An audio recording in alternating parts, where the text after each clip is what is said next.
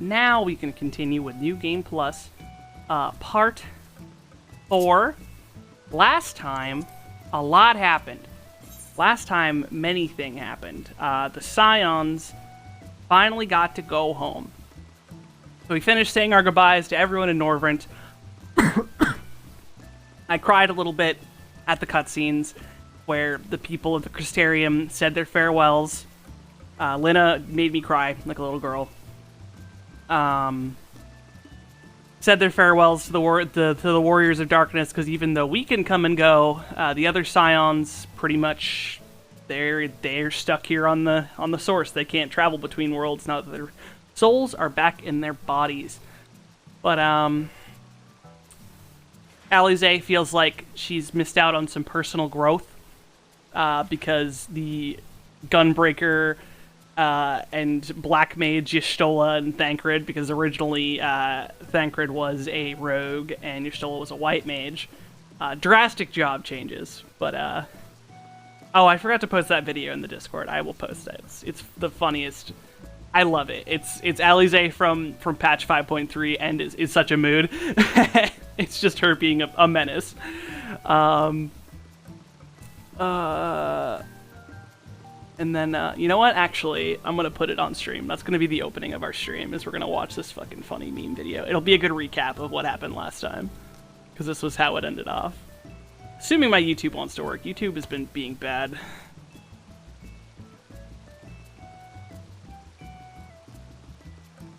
Alize 5.3 is such a mood. Let's see. Yeah, it's just a 2-minute. Yeah, here we go. It's Alize being a mood for 1 minute, 51 seconds, and 55 frames. So, let's see. Do I have a display capture? I do have a display capture. Oh, it's even the right display. Oh, no, it's not. Wrong display. Wrong display. Abort. Abort. Display 1. Go.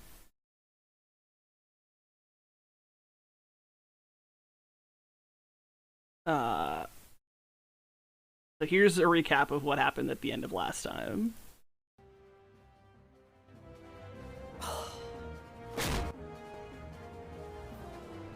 What is it, Alize?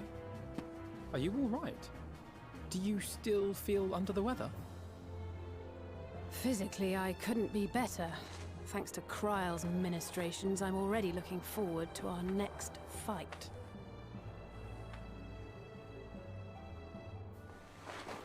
But seriously, don't you have anything to say about that?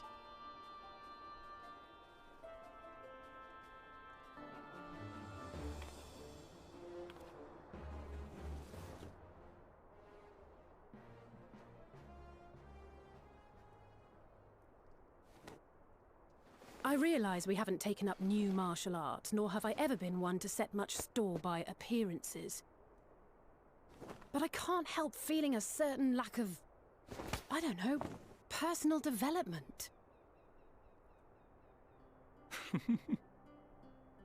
I quite understand. But as you observed, the others had the more pressing need. Rest assured, our turn will come.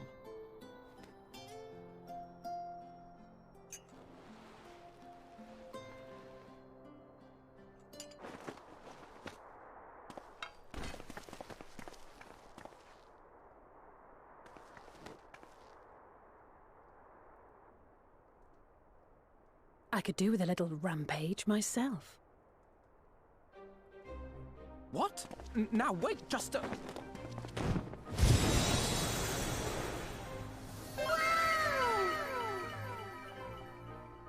Here we go again.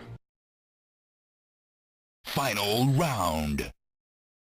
I will join the fray when I finished my tea. Thus did the Avatar of Destruction descend, and in her wake leave naught but tears and ash. That video just makes me smile. Alright. Back at it. Part 4. Scions are home. What shenanigans can we possibly get up to now that we've saved a world, and therefore saved ours? As the Scions were preparing to return to the Source, a new threat was presented with the sudden appearance of the Ascian Elidibus. He assumed the guise of the original Warrior of Light, and following a climactic struggle, it was you that stood victorious. With peace restored, the Scions did bid farewell to their friends of the First, and finally made the journey home. However, they were soon discovered that events unfolding in distant lands may spell disaster not only for Eorzea, but the entire world. Commence!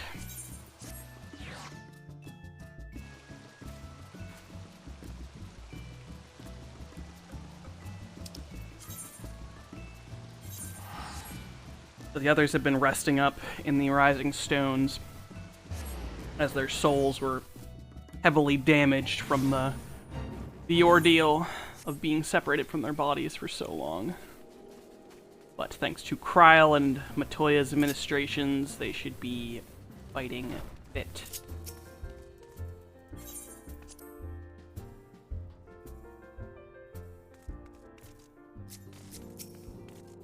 Also, this good boy came home with us.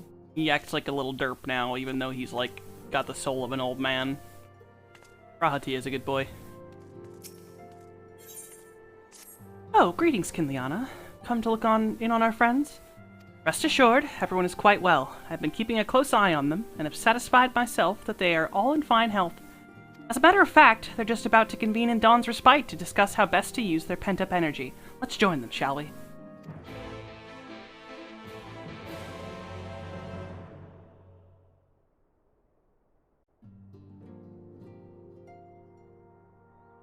Well, my friends, now that we have all settled back into our bodies, it is time we resumed our duties in earnest. Let us speak of our plans. Ever since the Emperor's death, it's been one unsettling rumor after another. I have a mind to pay a visit to Garlemald to ascertain the truth of the matter. A prudent endeavor. 'Tis of the essence that we establish the full extent of the threat, not least if it should prove that Xenos doth indeed orchestrate events from the shadows. In light of which possibility, I shall accompany thee on thy mission. Be assured that thou shalt find me more a help than a hindrance. Thou requirest another to imbue thine ammunition, dost thou not?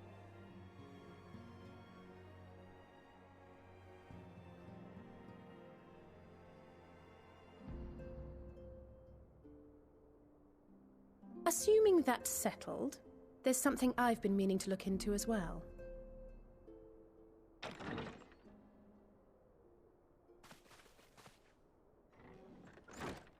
Welcome back, everyone! Lise!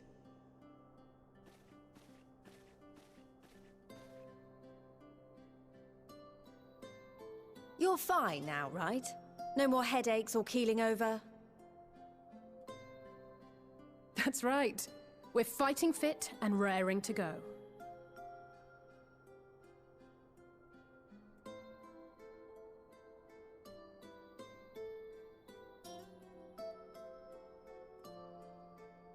The famous Lise Hext, former scion and hero of the Alamegan resistance.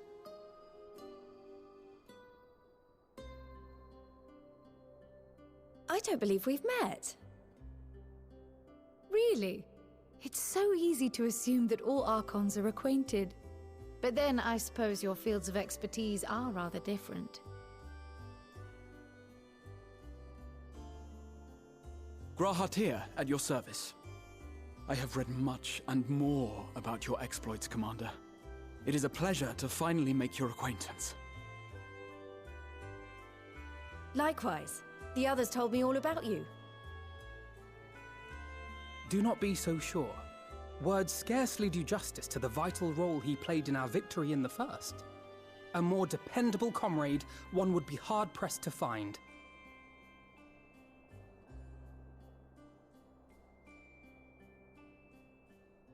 Oh, right. I did glance at the report.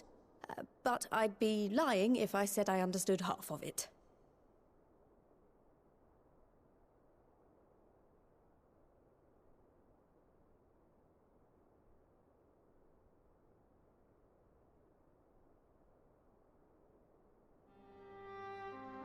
Well, that's a lot to take in. Just to be clear, this means we're not heading for another calamity, does it? Shorn of their unsundered master's leadership, what Ascians remain shall struggle to see their plans to fruition. And though I would ever advise caution, I believe we may rest easy for a time. I'll take that as a yes.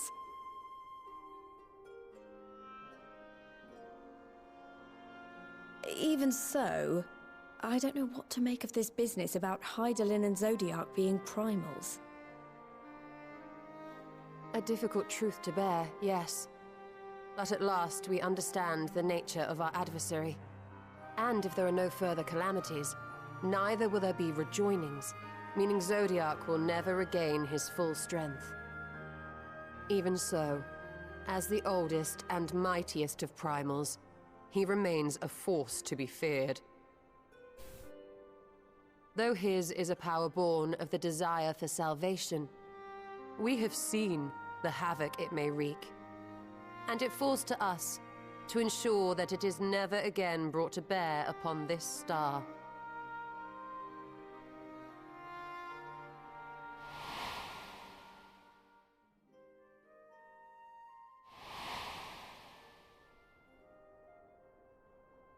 But tell us, Lys, to what do we owe the pleasure of your visit? What do you mean? Isn't seeing my long-lost comrades reason enough? Alright, there was one other matter. I have a message from the Alliance, and before you ask, yes, it's about the Empire. So, after Emperor Varys' assassination, it seems his cousin Nerva made a bid for the throne. The trouble is, he wasn't the only one with designs on it, and it didn't take long for a civil war to break out. And it's not just in the provinces. Early reports say huge swathes of the Imperial capital have been reduced to rubble. The Alliance will soon convene in Alamigo to decide on a course of action, and we were hoping you'd come along. Well, as it happens, Urianger and I were just this moment planning a little trip to Garlemald, and we should be grateful for any advice the Alliance can provide on how best to make the most of our visit.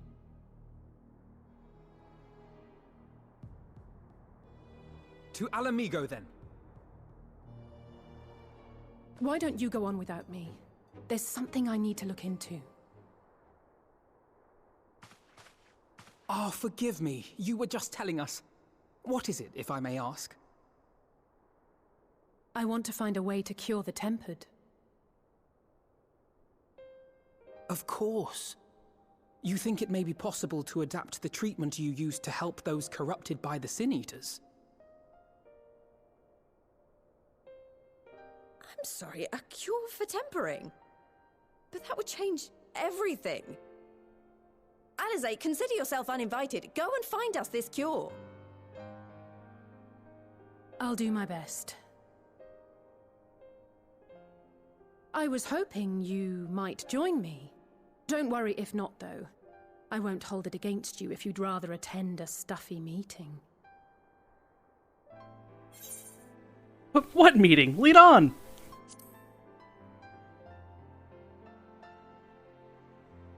I knew you'd say yes. I'll come too. If you don't mind, that is.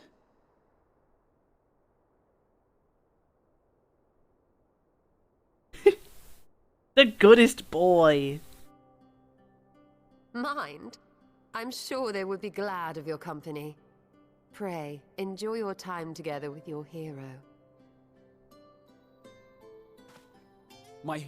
No. That's not... I mean, I simply thought my knowledge might be of some use.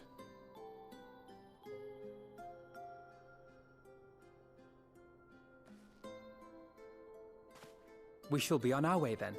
Godspeed.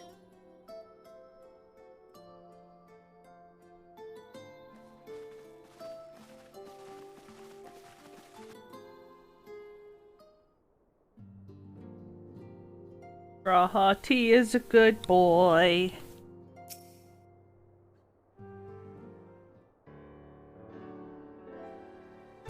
When I set out to save Halric, I think Gabu was always at the back of my mind. And having proved that the light corrupted are not lost, I'm convinced that the same must be true of the tempered. Similar to those corrupted by Sin Eaters, the Aether in Gabu's soul has been rendered stagnant. And though the root cause is different, perhaps the solution is the same. It is by no means an unreasonable hypothesis, Alize, and it warrants full investigation. There's even a chance we can save Gabu. We have to try. But however much I'd like to race over to Limsa and set to work, there's no room for recklessness, not when a child's life is at stake. As I'm sure Beck-Luke would remind us, we still know little and less about the soul. Any number of things could go wrong if we don't exercise due caution. And so before attempting anything, we should learn all we possibly can about tempering. There's just one problem. Research in the condition has long since ground to a halt, and the combined work of many scholars involved doesn't exactly amount to a wealth of knowledge. Not in the modern scholars, perhaps, but what of their ancient counterparts? I know the Allagons took a more than passing interest in the subject. And if what we seek may be found anywhere, it would surely be at the Aetherochemical Research Facility. Where they experimented on primals and their worshippers, yes? Good thinking. I've never actually been there myself, but I did read the reports on Azizla, which means we'll be needing an airship. An airship, you say? Meet me at the northern bank of Silvertear Lake. I've got a little surprise for you. Oh, and come prepared to travel.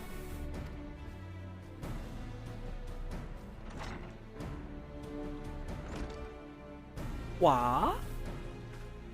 Tataru, what are you ski-big?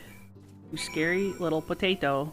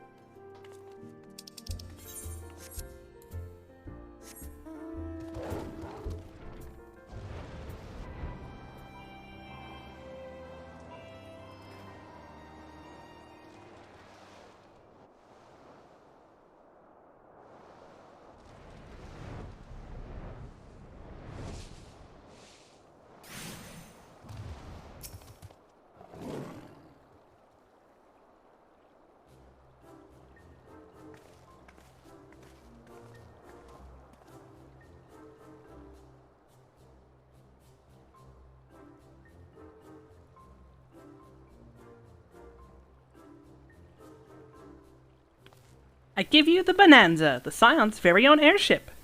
I built her as a company project with the help of our friends at the Rising Stones, and named her for luck and prosperity.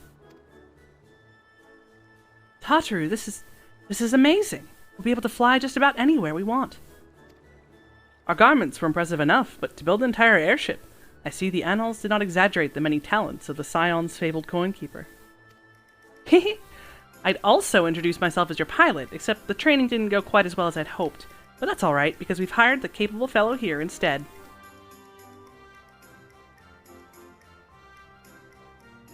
The Bonanza is equipped with a full complement of mana cutters, by the way. Feel free to use them to get around Azizla. But enough talk, it's time to fly. All aboard!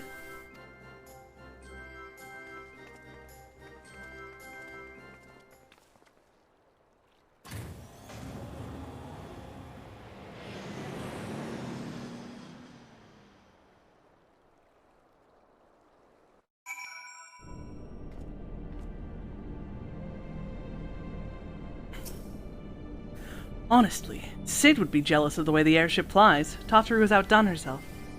Anyway, here we are, on Azizla, and Alfino's report did not do the scale of this place justice.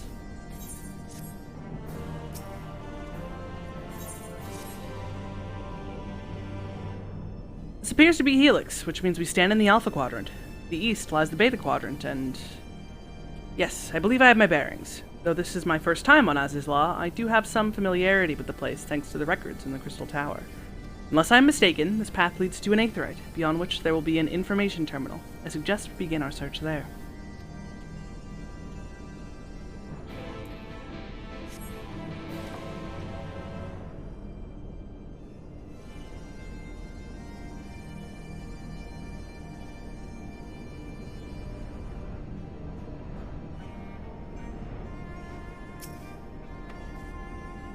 And here's the terminal. A moment while I search the archives for references to tempering.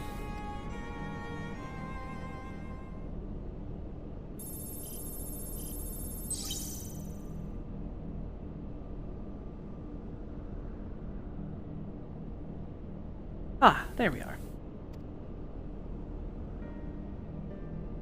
Iconic corruption, an overview. That sounds promising. Indeed, let us see what the report has to say.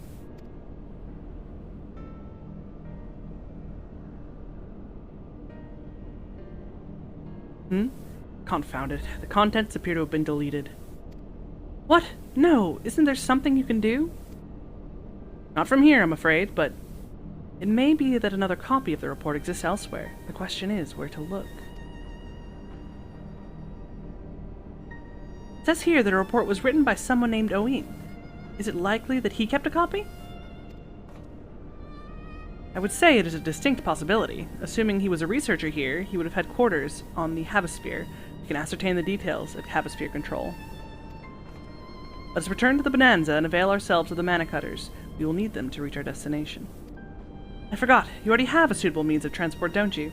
No need to waste time accompanying us back to the ship, then. We'll see you at the Havasphere.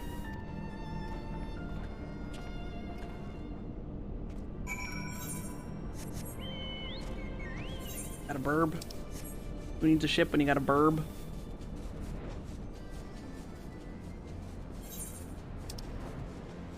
Now we fly all the way across the planet. Get rid of the HUD, have a nice little view of the green skies of Aziz's Law.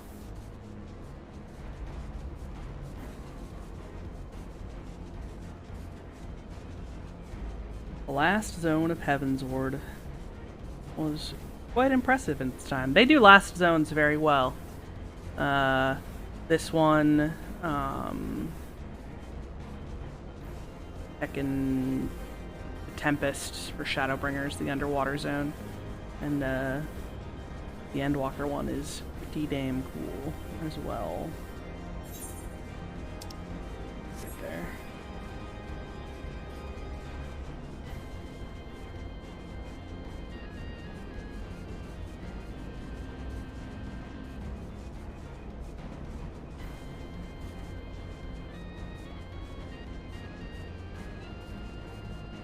Nope, over here.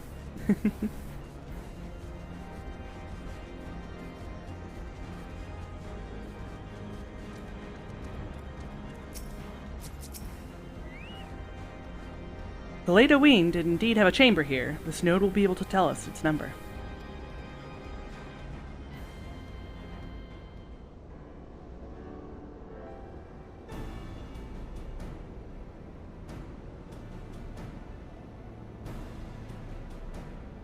There. From what I recall of the layout, it should be somewhere in the vicinity of... Warning. An evacuation order is presently in effect. Entry to the Havasphere is not permitted at this time. Well, again, in all likelihood, the order would have been imposed during the fourth Humble Calamity. I doubt it will be lifted in the near future. This is energy level critical, returning to base for recharging. Well, surely there must be some other way to gain access. Force, for example. Ere we resort to that, I have an idea. Were we to send a surge of energy through yonder control mechanism, it should prompt the system to restart, releasing the locks. As for a suitable energy source, a concentrated lightning shard might suffice. Happily, I seem to recall that they are known to form at points of stagnant aether throughout the continent. You seem to recall? Are you honestly telling me that that was in the records too? Ha, I am. A report sent to the capital mentioned that lightning-aspected ether was prone to pooling on the continent, resulting in surges that interfered with equipment. A minor detail, I grant you. But in my role as caretaker of the Crystal Tower, there was no such thing as too much elegant knowledge. Besides, my studies helped me to feel connected to the source, the home. I must have explored this facility 1,000 times in my mind, but to finally stand here with the two of you is more exhilarating than I can well express. Now then, the lightning shard. If I may, I suggest we split up and search the Beta Quadrant. Oh, but beware of sprites. They are wont to manifest where the aether is stagnant. Now you're just showing off, which makes me think I should make a contest of this. First to return here with the shard wins. What do you say? Very well. It would be my honor to come third.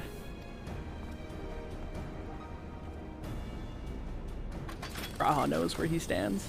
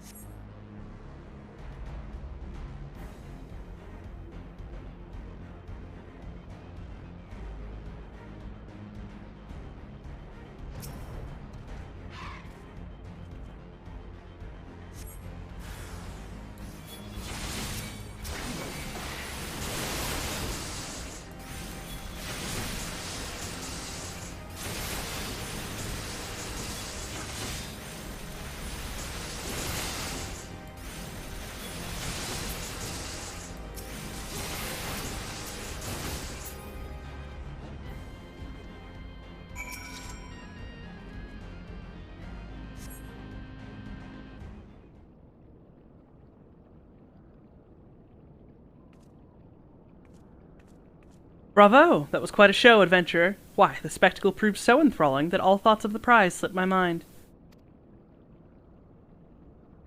I appear to have forfeited our little race. Congratulations, the lightning shard is yours.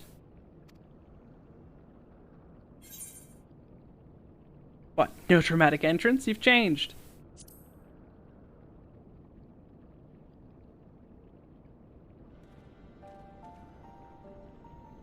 Ugh, do you remember that? In my defense, I was caught up in the moment. It isn't every day you meet an honest-to-God's hero, after all. Well, the contest continues, so you had better hurry back. Ah, but one last thing. Thank you, Kinliana, for bringing me here.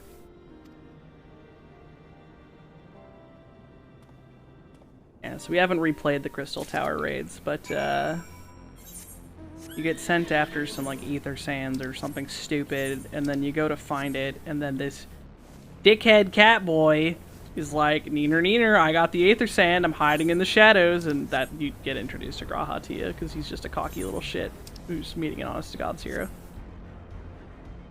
He's a good boy, but he acts like a little shit at the start. A contest, if you will.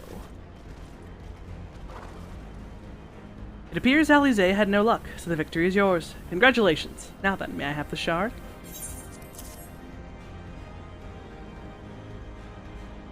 What is it that makes you so much better at finding things? What do you have that I don't? That is a question I too have asked myself on numerous occasions. I suspect we could both learn a great deal from Kinliana, but not only about the secrets of adventuring. But come, we should attend to our mission.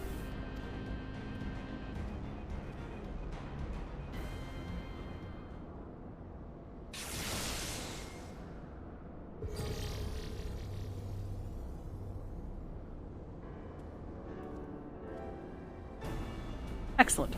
The system responded exactly as intended. We now have access to the Havosphere. Only one obstacle remains, the security systems within. Should they be triggered, they could make life rather difficult for us. In light of which, pray leave the rest to me. If I am right, my royal blood should allow me to venture in unmolested. Assuming this place works like the Crystal Tower, yes. But if it doesn't, you'll be on your own. I want you to promise us that you'll get out at first sign of trouble. I promise. Wish me luck.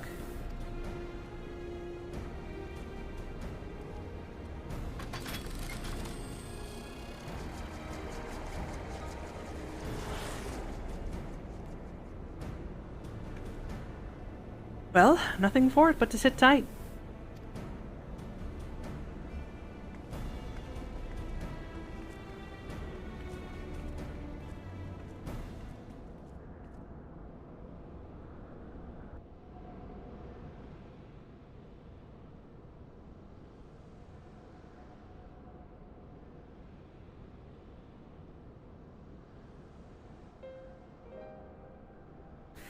I'm sure this Owen fellow was very learned, but iconic corruption and overview sounds like a studium thesis. We all had to write one.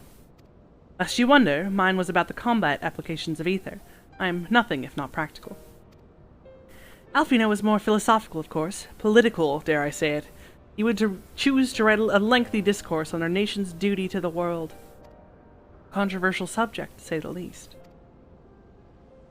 He asserted that Charlian's knowledge should rightly be used to protect all life on the star, in direct opposition to the country's cherished policy of non-intervention.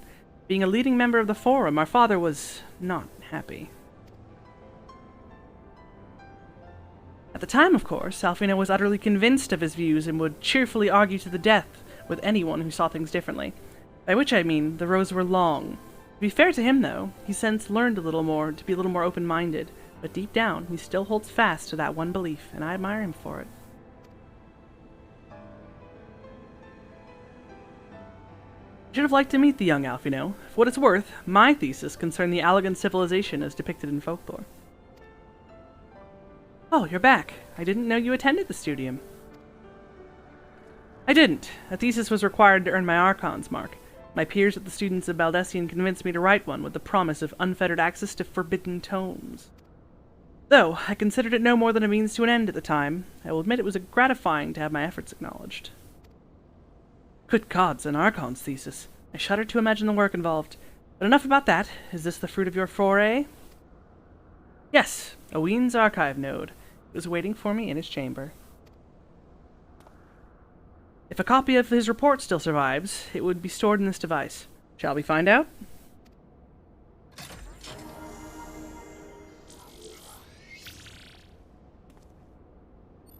Initializing. Scanning for registered user. User not found. To proceed as a guest, please complete biometric authentication.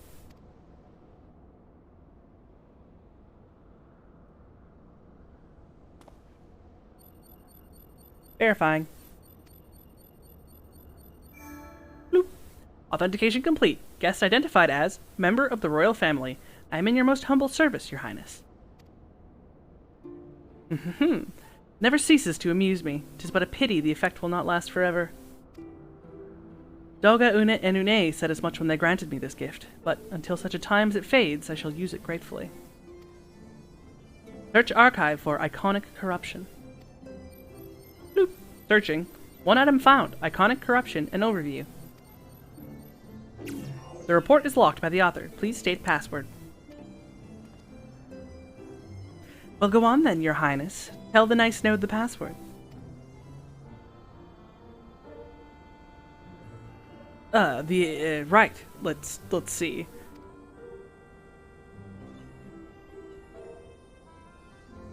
Glory be to Alleg.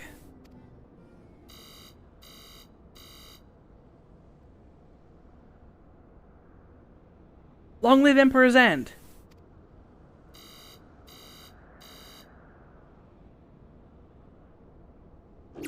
Password incorrect. Please try again. Confounded. Come now, passwords are invariably short and simple. For instance...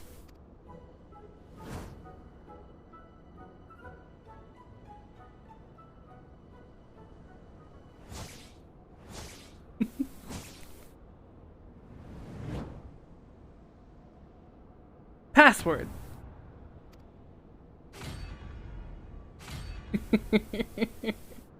What an idiot. I love her.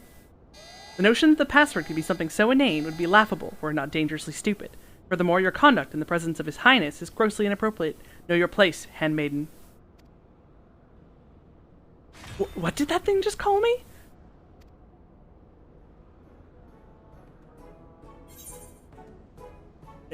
Courage. Boop, boop. Password incorrect. Again, be warned that any further inappropriate behavior in the presence of His Highness will not be tolerated. Alright, that's it. I say we dismantle it and manually extract what we need. Now, let's not be too hasty. A single misstep and we risk losing the report altogether. I believe this may be a task for Sid and his colleagues. If anyone can coax Machina into cooperating, it's them.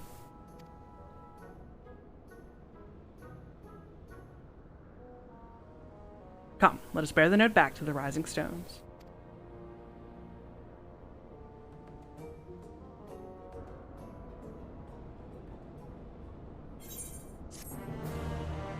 God, Alize is just head empty. Only thoughts of combat and Warrior of Light, and I'm here for it.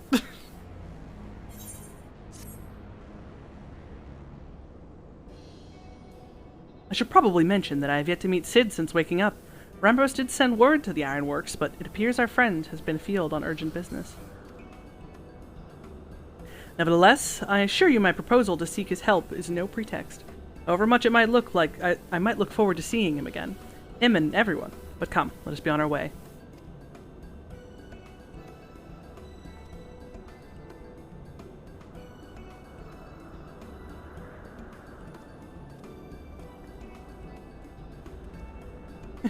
Look at him, all but running. How sweet. Still, it wouldn't do to keep him waiting, shall we?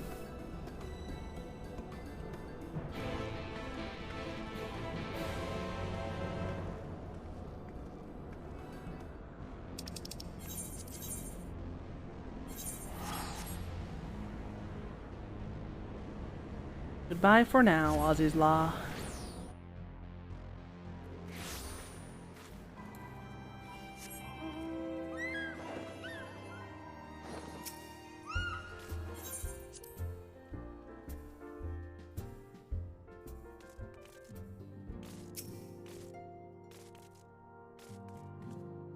Wonderful news, Kinliana. Tachiru contacted Cid on our behalf, and he is on his way here, even as we speak.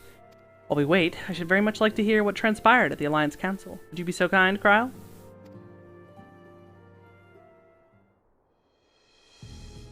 As you know, the meeting was convened to discuss how best to respond to recent events in Garlemald. According to intelligence from our Doman allies, the War of Succession rages on, and the Empire remains without a leader. Amidst the chaos, the Imperial legions in the provinces have begun to move independently of the motherland. Of greatest concern to us is the third, a legion allied with Lord Nerva. It appears they have recently received substantial financial backing from House Brutus. Gasp. Brutus? Aren't they the ones who took in Yatsuyu and Asahi? This bodes well. Minos' movements, meanwhile, remain shrouded in mystery. We're hoping that Thancred and Noriange will be able to shed some light on his activities when they return. Until such a time as they do, the Allied leaders feel it would be unwise to interfere in the conflict, and so thanks in part to the Imperial withdrawal from Gimlet, they've decided to turn their attention to the primal problem once more. Working with friendly factions among the beast tribes, they hope to reopen dialogue and explore new avenues for peace. Given the timing, I suspect they wish to put their respective houses in order ahead of a decisive clash with the Empire. Whatever their intent, this is not a problem easily solved. The Laminsons in particular struggle in their efforts, and Alfino and Y'shtola have been called upon to aid them. So long as we're dealing with the Tempered, I'm afraid no amount of dialogue will avail us. If you can develop a treatment for tempering, then anything is possible. Which is why we must succeed. And on that cheery note, why not make yourselves comfortable in Dawn's Respite? I'll show Sid in as soon as he arrives.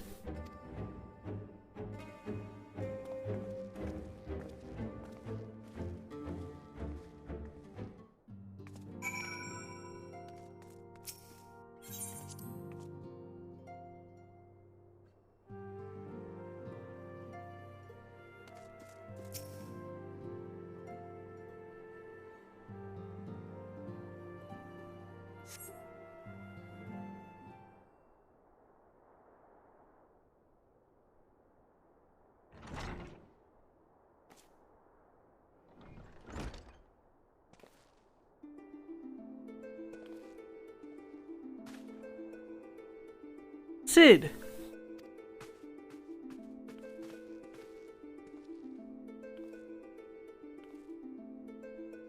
Forgive us for not coming to see you sooner, my friend. As you may have heard, we've had our hands full.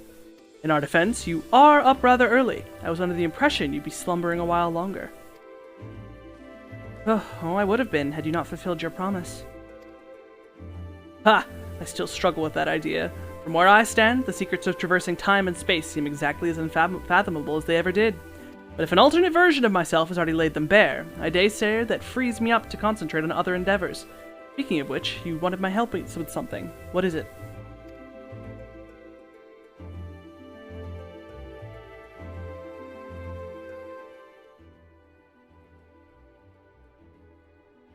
Well, well, a treatment for tempering.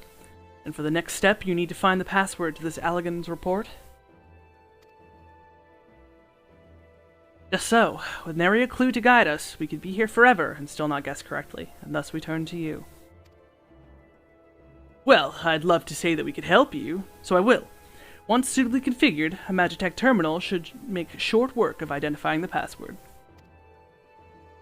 I knew I could rely on you. Now, anticipating that it might be of use, I took the liberty of borrowing a tombstone from Rambros. It contains an Allagan dictionary.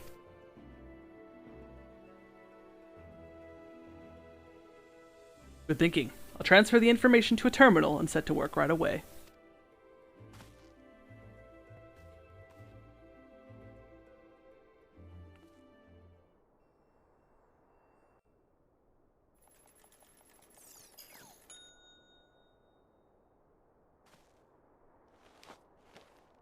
Ah! Looks like it's finished. Let's see. Freedom. The password is freedom. Huh. Short and simple, just as I said. Would you care to do the honors, Your Highness? I would, my lady.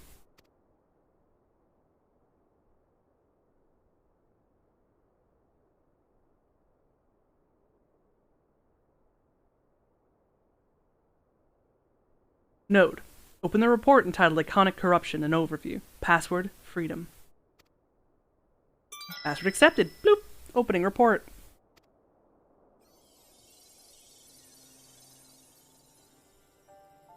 This report seeks to provide an overview of the mechanism by which icons corrupted bind men to their will.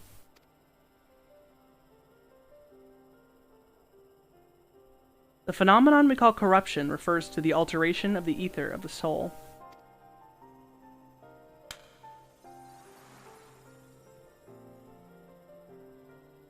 Said ether ordinarily exists in equilibrium, no one element being more prominent than another.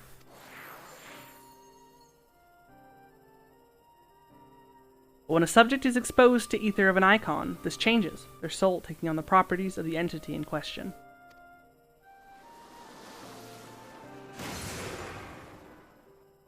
By way of example, exposure to the ether of the fiend, Sephiroth, would cause a subject's ether to become aligned with the element of earth.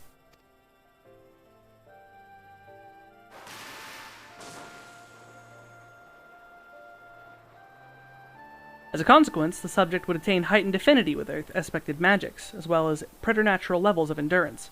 Repeated exposure would further enhance these traits, ultimately altering the subject's very flesh.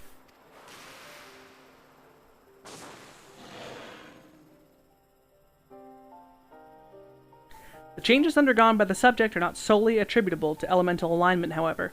Further testing has determined that the subject's soul becomes umbrally charged, or stagnant, during the process. The stagnation of the soul has the effect of diluting the sense of self, rendering the subject vulnerable to the will of the icon, the thoughts of whom come to consume their entire existence.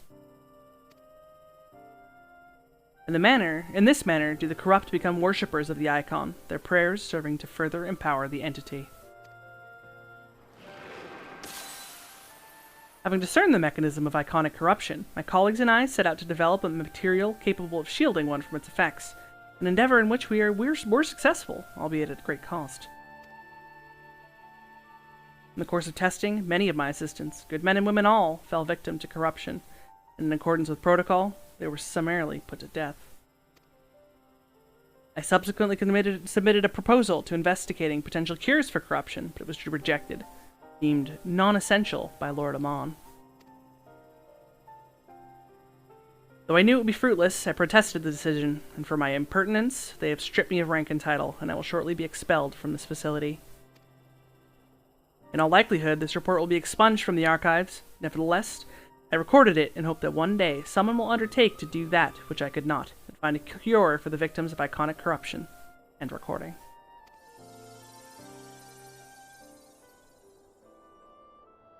But not even the Allagans were able to find a cure. Or rather, were not given the chance to do so. One cannot help but wonder what motivated Lord Amon's decision. More importantly, this confirms that stagnation of the soul is indeed the problem, and Angelo can remedy that. True. Yet, were we simply to reanimate a tempered soul, I fear it would do naught to diminish the individual's fanatical faith. Indeed, it may well intensify it. No, we would somehow need to suppress the primal's hold over the subject at the same time, or risk them remaining its thrall.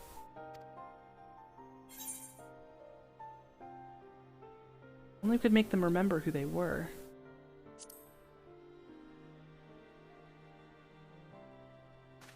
But of course, memory transference.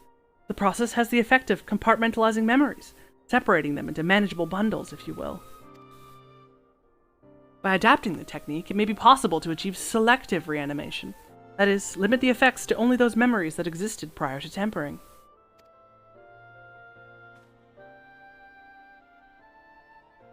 Through thus restoring the sense of self, we could theoretically drown out the incitements of false faith which has come to dominate the individual's thoughts. I see. The theory seems sound, and our experience in treating the light corrupted would help us identify suitable memories for reanimation. But are you confident you can adapt memory transference as required? I seem to recall your attempts to do so while trying to bring us home, culminating in literal bloodshedding. They did, you're right. Despite my best efforts, I could not recreate the mechanism, and I concede that the rather clumsy compromise I reached would not provide the basis for a cure. And perhaps it's better that we consider another approach. Your doubts are understandable, but this time I believe we have reason to be confident. You see, nodes such as this were built with the ability to simulate magics. Which leads me to believe that I may be capable of performing simulations of the transference technique. If so, we'd be able to conduct years' worth of tests within the space of a few days. In theory, it would be no different from how we identified the password. But it'll take more calculating power. A lot more. I honestly couldn't say whether our equipment will be up to the task. Tell me, Sid, why do you suppose Owen locked his report behind a password? Keep it from prying eyes, of course. Why else? Wait, a password that can be guessed by anyone with leisure in a dictionary wouldn't keep a person minded to look. No, he wanted the report to be seen by those who strive for freedom. Not unlike the members of a certain distinguished engineering collective. I believe their motto was freedom through technology or some such. You two, round up as many Magitek terminals as you can find and bring them to the workshop. Right away, Chief!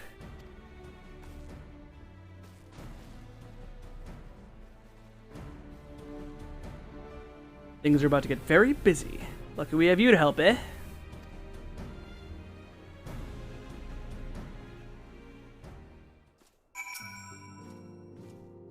Right, well, Grahatia and I configured the terminals. I want the rest of you to procure supplies. Namely, cerulean to fuel the terminals and ice shards to keep them cool.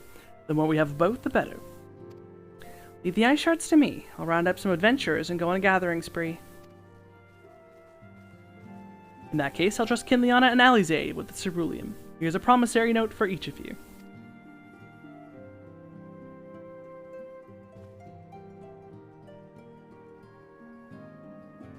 Take them to the Skyscale manufacturer in Ishgard and the cerulean processing plant in Thanalan. The people there will give you what you need. Yours is a well-known face in the Holy See, I believe. It's all the same to you, I'll head to Thanalan.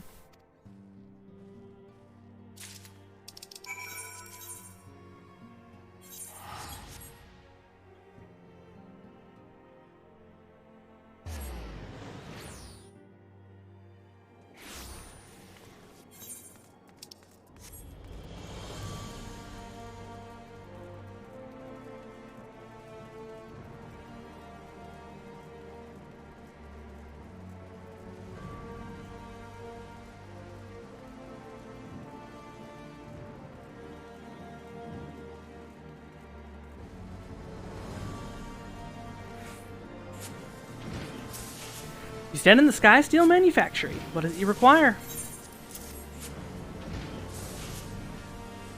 You're after cerulean. In that case, please present the note to our engineer at the airship landing. He shall be glad to assist you.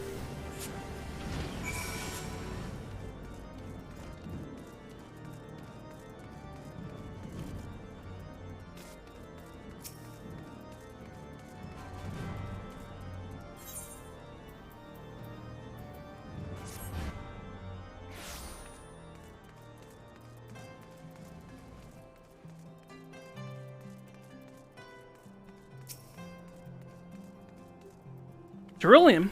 Come to the right man. Fair warning, though, the price has shot up on account of the uncertainty of the Empire. So I hope you got the coin.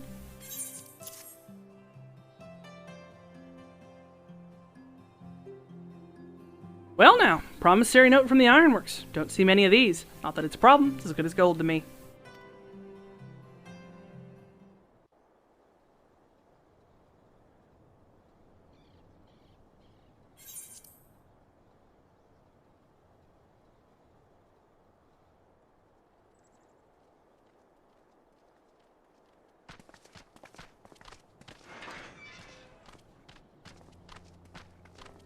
My friend! After the disappointment of not seeing you in Alamigo, what good fortune to chance upon you here of all places.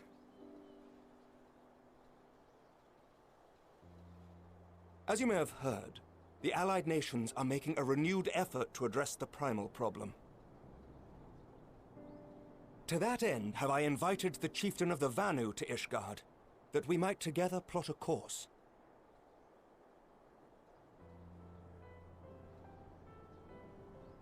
Since the war with the Empire appears to be nearing its conclusion, I would also like to call upon Estinian's lance. Alas, he is, as ever, a difficult man to find.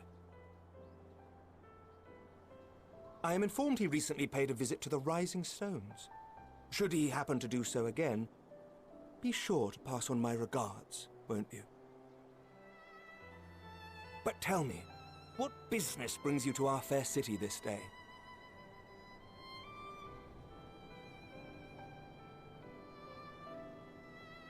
A cure for tempering. You never cease to amaze me. Until now, our only hope has been prevention, our every failure irrevocable. But this would rewrite the rules of engagement. It could end the cycle of bloodshed. Very well. You shall have all the ceruleum we can provide, and an airship with which to transport it.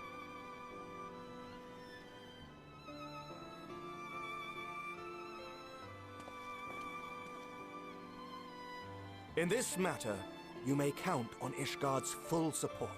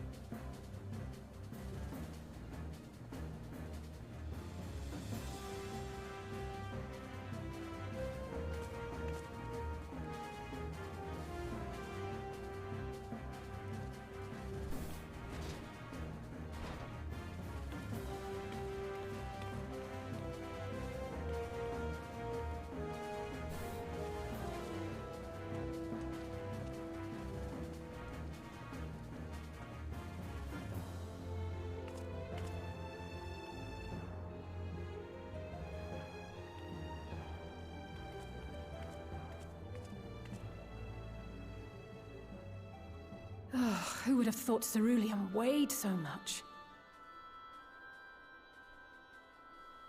Serves me right for being stubborn, I suppose.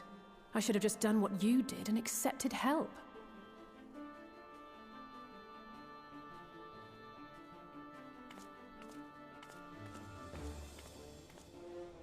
Good work, you two. This is all we asked for and more. Quite a lot more now that I look at it.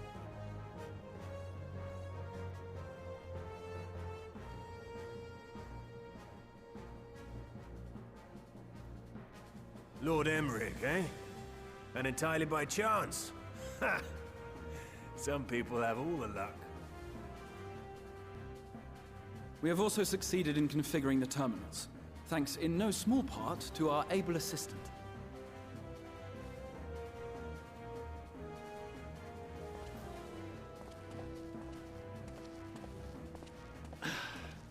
It's been a while, hero. Oh, you seem surprised to see me. Lest you misunderstand, I've no interest in such things as cures for tempering. But if you mean to achieve that which eluded even the storied Allagans, it seemed plain that you would require my expertise. And so it proved. Is that not right, Garland? For all the effort it took to track you down after your latest disappearing act, you could find the cure for death, and it wouldn't be worth the trouble.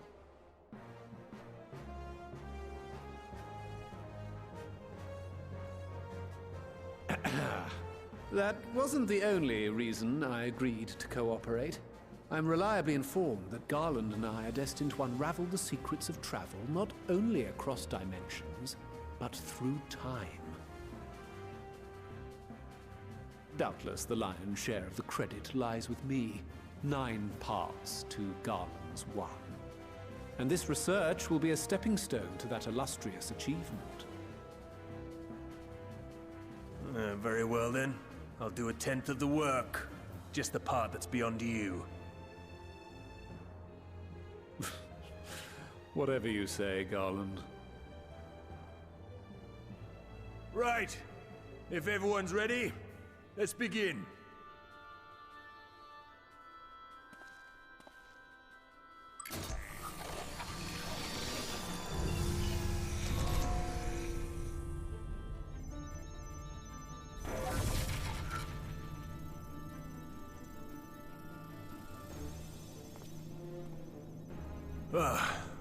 All appears to be in order. Now, we just have to wait for it to find us our magic. Why not take this opportunity to put your feet up? This may take a while.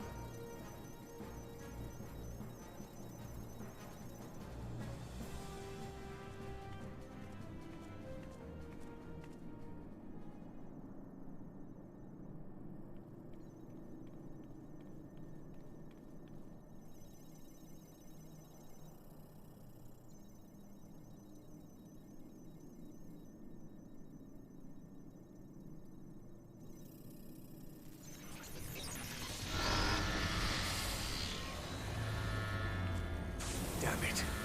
It's overloading. Chief! She won't last much longer! We'll have to shut it down. Wait! We're close! So very close! Oh!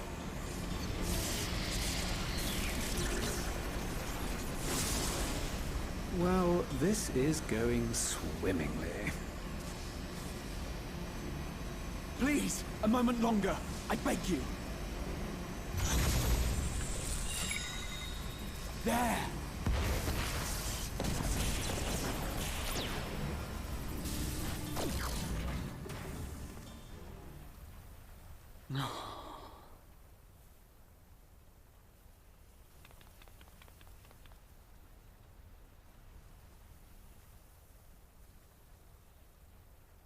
I was able to memorize the magic before it faded.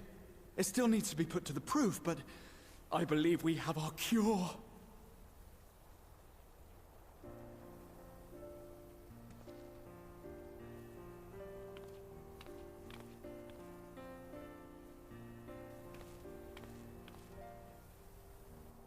It's just as well.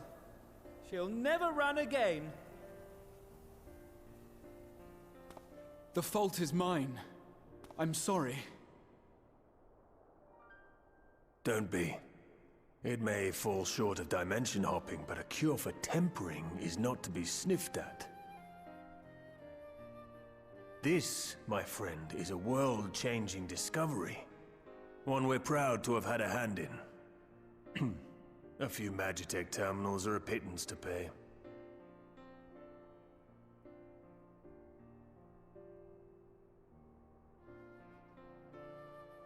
Thank you.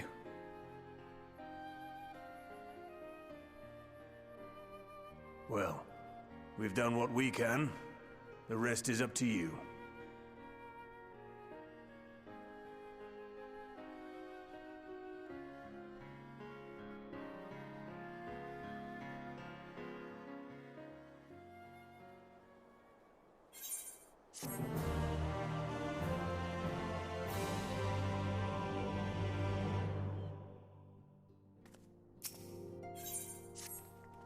At long last we have our cure. In theory, at any rate. We cannot be certain until such a time as we put it to the proof, but I am quietly confident. Well, if we're to test it on someone, then I suggest Gabu. His symptoms are relatively mild. We'll be fine, I'm sure of it. Yes, as long as we exercise due caution, it will be fine. Without further ado, then, let's make for Limsa. We've kept Gabu waiting long enough. Gabu! The goodest kobold.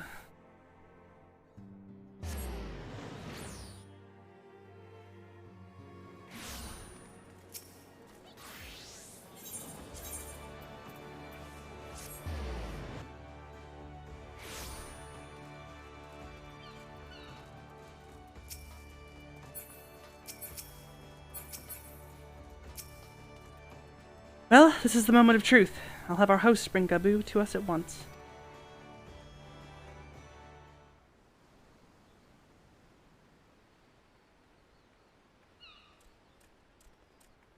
Goodest little kobold to ever kobold. Apologies for the wait.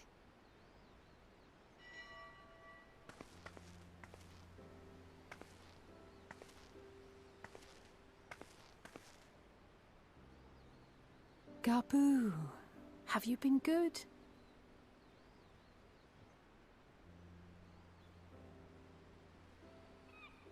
Still no change, I'm afraid. He just stands there in silence until we move him. It's all right now. We're going to help you get better.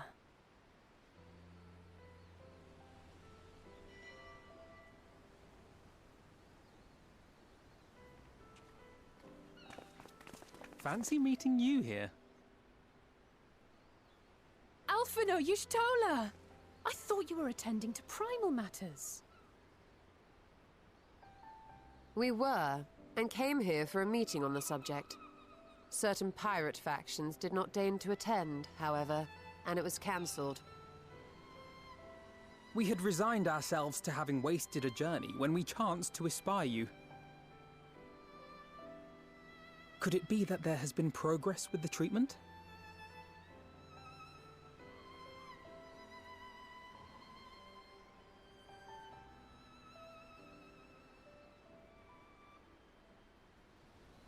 Using Magitech terminals to formulate the solution.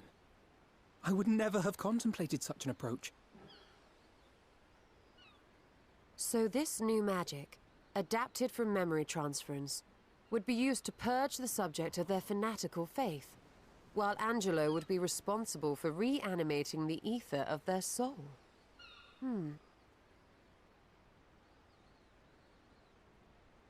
Yet I wonder at the practicalities. If one were to reanimate the soul first, it would only serve to exacerbate the tempering. Conversely, a stagnant soul would not respond to the effects of the magic.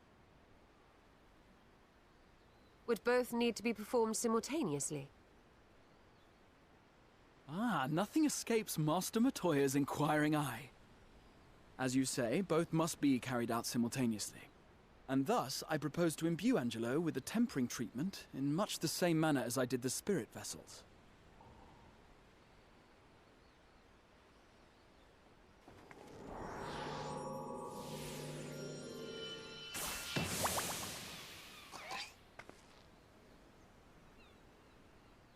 By doing so, we also spare Graha the trouble of casting spell after spell.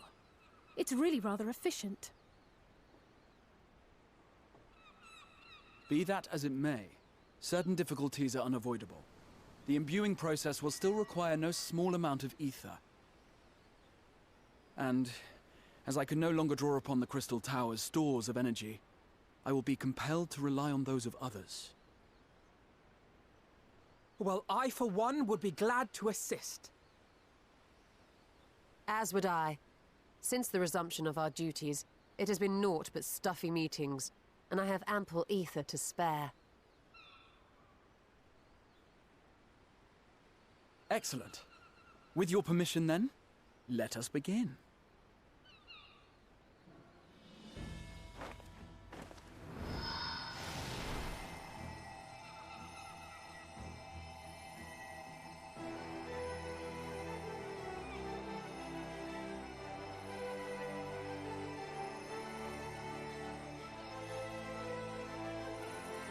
Yes, this will do.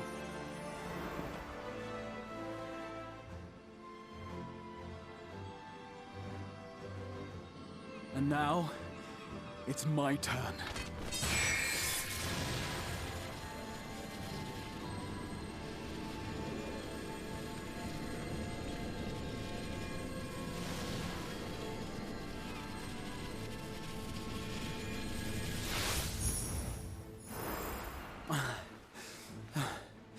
Tis done.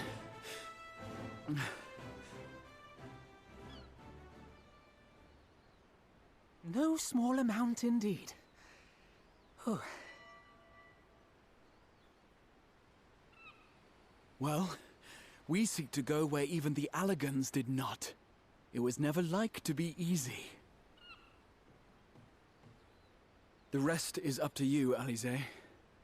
The treatment itself will take time and focus, so we will need a quiet room. I'm sure our hosts can spare one.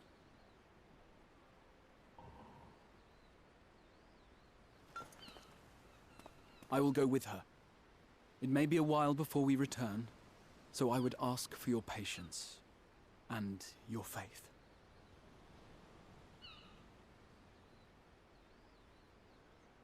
We'll bring Gabu back. You see if we don't.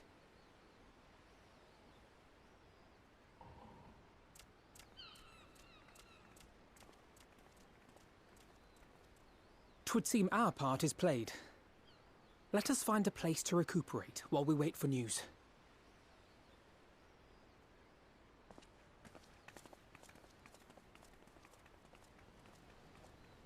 Heck yeah, Lich. Yeah. Very, very cool. What few do you have left to do? What classes? Well, this seems good a spot as any to have a rest.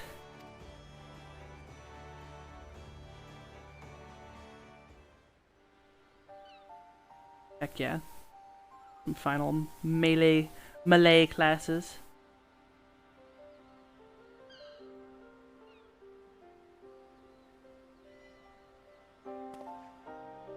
For years, Eorzea has labored to find a solution to the primal problem, without success. Any hope that tempering could be reversed faded long ago. I myself had given it up as impossible. Given up on the tempered and the light corrupted alike. They were problems to be tolerated, or else eliminated, I believed. And to think otherwise was pure naivety. Childishness, even. But Alize refused to give up. She struggled and she struggled. And her efforts were rewarded with a way to bring back Halric. And now countless others may no longer be beyond salvation. However much we bicker, I have the greatest respect for my sister. Had I half her stubbornness, nay, her unwillingness to accept the status quo, I would be a far better person. A far better scion.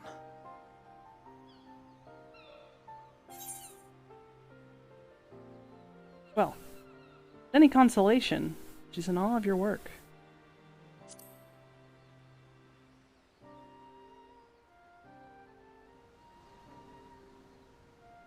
She told you of my graduation thesis. How very embarrassing. Nonetheless, it is comforting and not a little surprising to hear that I'm still capable of impressing my sister. On the rare occasions I'm not annoying her, that is.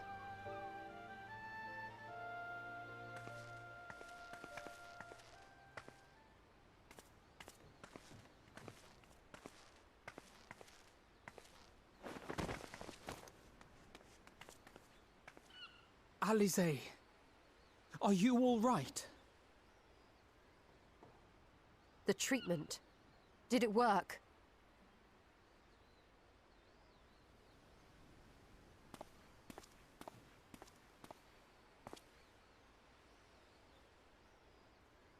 Present to you the goodest kobold I'm so to ever glad to kobold. see you all. Delighted, happy, glad. Gaboo!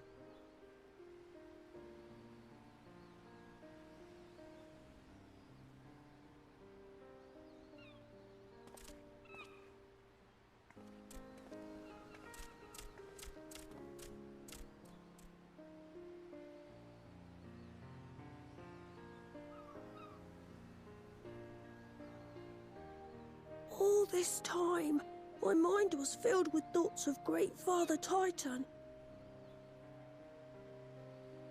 But I never forgot about Mother and Father. Always, they were in my heart. Constantly, ever, always. So I tried to focus on their faces. Theirs and yours. Alize's and everyone's. And I found that I could remember. One thing, then another, and another.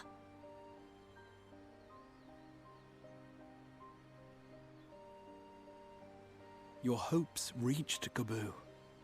They helped him to hold on.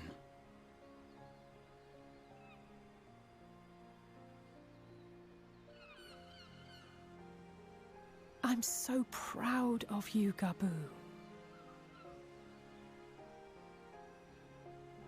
I couldn't have done it without you, Alize. Can you help the others too? Cure them, heal them, help them? Yes, we can. All of them.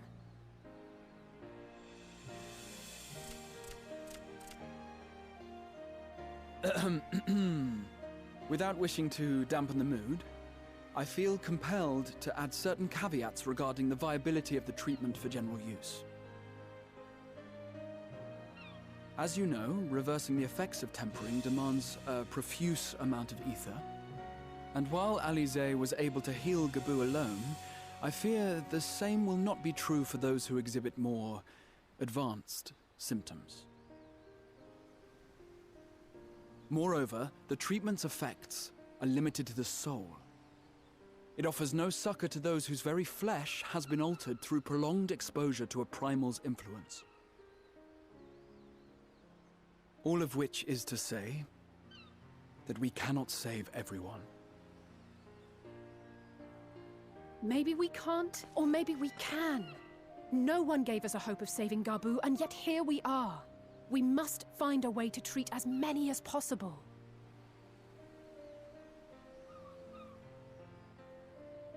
Then the next logical step would be to produce a veritable army of Porkses, would it not? Granted, it seemed a simple enough process in the first, but I suspect it will be different here in the source. Not that I am any authority, of course. Yet there is an authority on familiars to whom we may grudgingly turn. She's stubborn, haughty, eccentric, irascible, laconic, annoying. And her name is Master Matoya, the real one.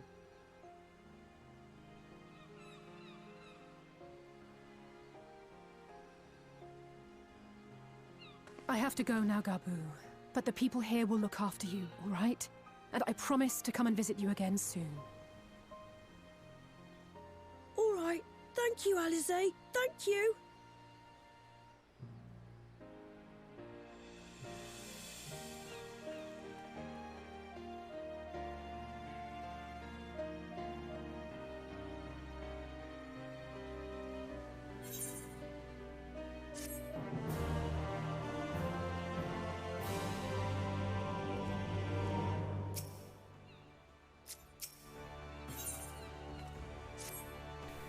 As she will be at pains to remind me, I have not paid Master Matoya a visit since returning from the first. But this seems as good a time as any. Come, let us make for her cave.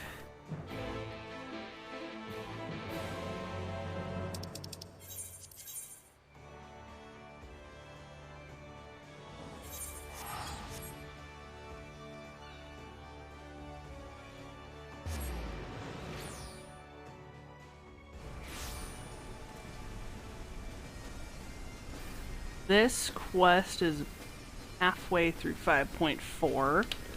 We do have to do a dungeon, but I think that'll be a good place to end. So we're gonna play through this quest like master, like pupil.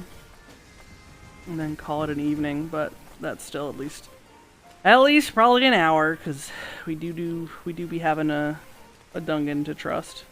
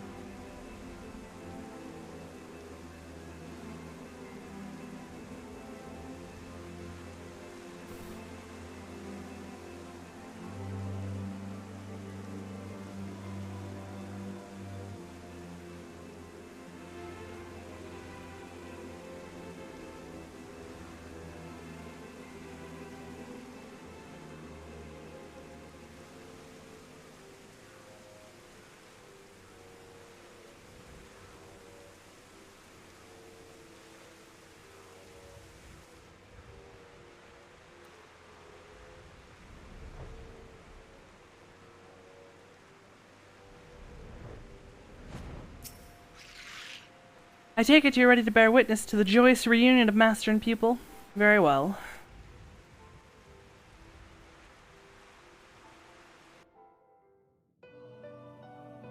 From one Master Matoya to another.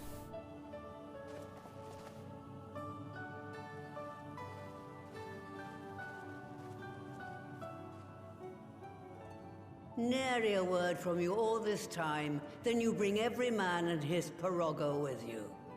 Did no one teach you any manners, girl? They were too busy teaching me etherology, Master. Jesting aside, I wanted to be the one to express our gratitude. I am told you spared no effort to sustain our bodies while we were away, and for that, we owe you our lives. Thank you. You were gone so long. I was starting to think you'd set your heart on staying. It wasn't easy to leave, as it happens. Seldom does one have the opportunity to study other worlds, and I would not have minded extending my stay by a handful of years. Ever the scholar. Y'shtola dedicated herself to studying ancient civilizations of the First, befriending a tribe known as the Knights Blessed in the process. There she took on the name of Matoya and won the respect of all the children of the forest.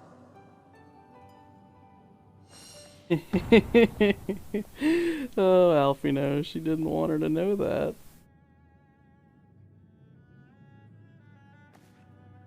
I merely adopted an alias in accordance with the custom of my hosts. Yours just happened to be the first name that came to mind. You mean to tell me you went gallivanting about using my name and only bother to visit when you need a favor? And don't pretend you don't. I taught you long enough.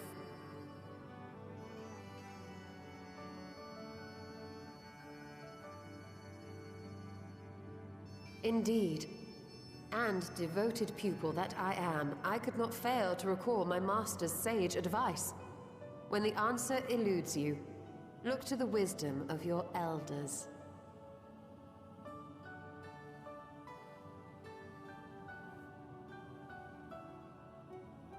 You there.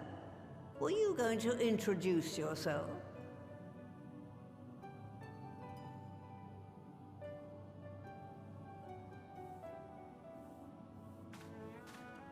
How remiss of me. Grahatia is my name, and I'm proud to call myself a scion. I too wish to offer my gratitude for your invaluable aid in sustaining the Archon's bodies, as well as my apologies. It was my inexpert summoning spell which endangered their lives in the first place. Ah, yes. The one bent on digging up the mysteries of Alag. Old Galaf used to speak of you, and Kryles told me all about your recent exploits. Do you have a bad back or something? At ease, boy. Whatever mess you've made, I'm not in the habit of dwelling on the failings of the younger generation. You are too kind. I've also heard much and more about you, Master Matoya. 'Tis an honor to finally make your acquaintance. Well, that's more than enough pleasantries for anyone. Tell me what you want. I haven't got all day.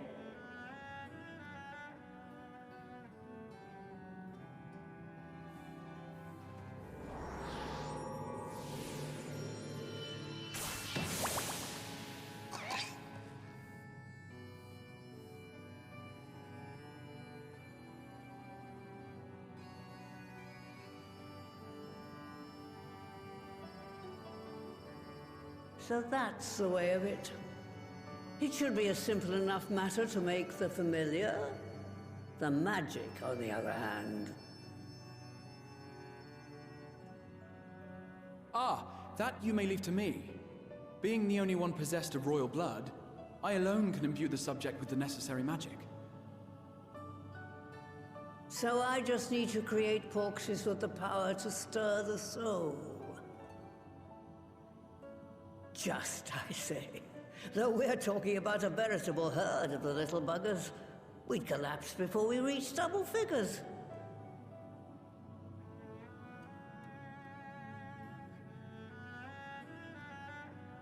But if I could get a familiar to create the familiars, a mother porxie, as it were.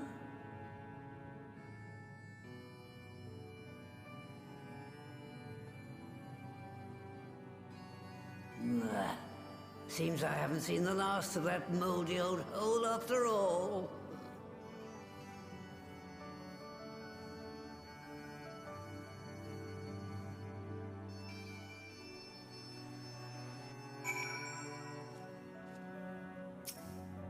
Alright, off to my old workshop then. Everything required to make your familiar is there. That may be, but no one has set foot in there since the Exodus. I dread to imagine what's become of it. Oh, there's sure to be a handful of feral familiars and a monster or two, but nothing to trouble the likes of you. You can consider cleaning up the place payment for my help. Fine, we'll do it. Good girl. Now, there are no objections. I suggest you run along to the Maker's Quarter. I'll send one of my piragos ahead to let you into the workshop. You need only tell him who you are. One can't be too careful after all. Off you go.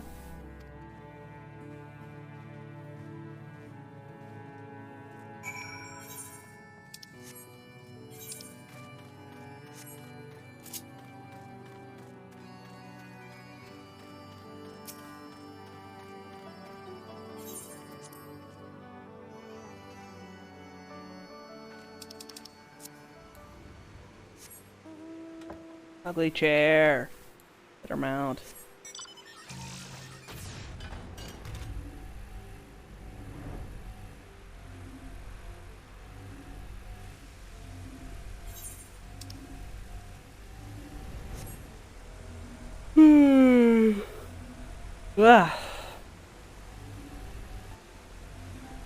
Yeah, so this here dungeon and all that, this was right at the start, right at the peak of, not at the peak, right at the start of COVID. This was the beginning of quarantine. Early quarantine, not the beginning, because a lot of the voice actors in this patch and the next patch, you can tell they were using home setups. It's like, if you listen to Sid sounds nothing like he used to. Everyone thought it was a different voice actor, but it's the same guy. It's just he like lost whatever, like he totally forgot how to do Sid's voice. I don't know.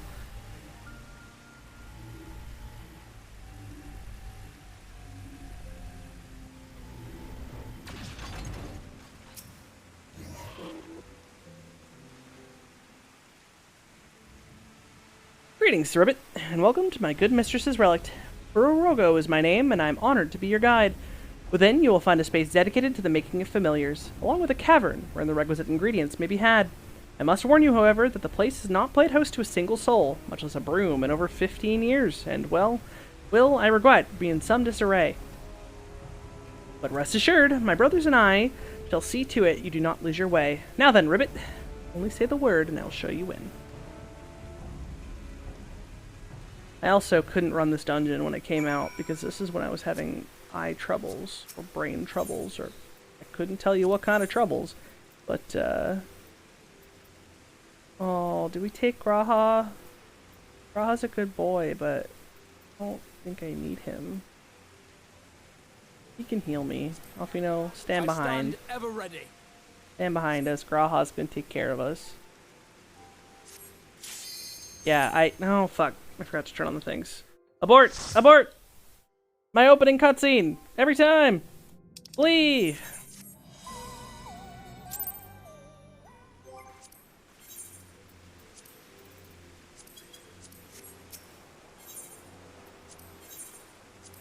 I stand ever ready.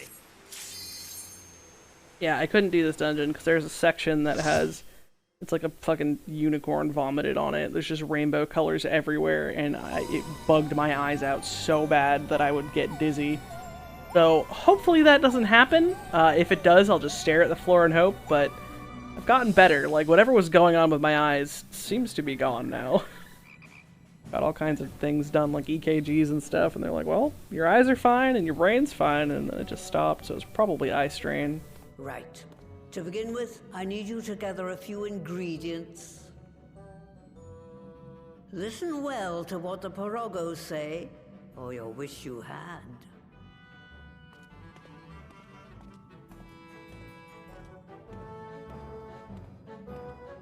Think about the character model there, look different. Yeah, like the saturation of the hair looked different. First things first, we need to harvest some clay. Clay can be had at Claycott Cauldron. Ribbit through this portal, if you would.